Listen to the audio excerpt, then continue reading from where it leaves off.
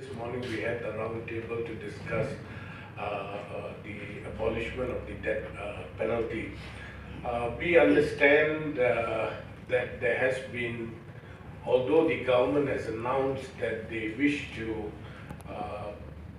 abolish the death penalty for all cases in criminal cases in Malaysia, there has been some pushback lately, especially coming from victims of families of the victims of the crime. I will just touch on that issue and let the others speak about other matters that we discuss.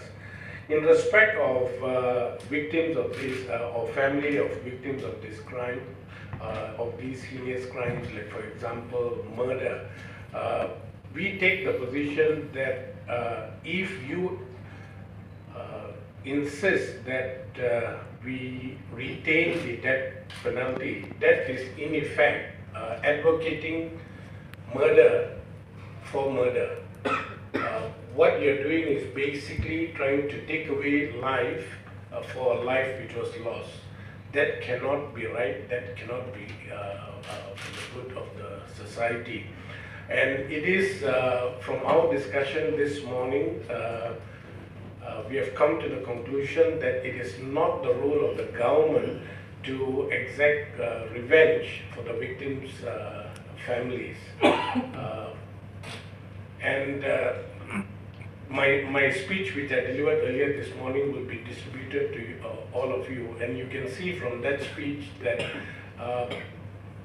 the death penalty has never served as a deterrent for these crimes.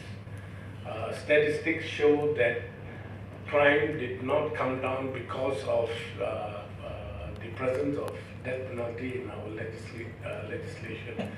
So we advocate a total abolishment of the death penalty, and while going back to the issue of family of these victims, while we sympathize with the family, what we believe that the government can do whilst abolishing the death sentence is to also put in place policies, perhaps even via legislation, for a social support system for the victims' families, which will be more meaningful rather than taking away the life of the offender.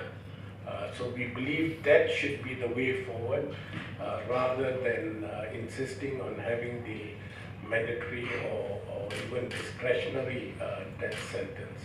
Thank you, and I leave the rest to the others who attended.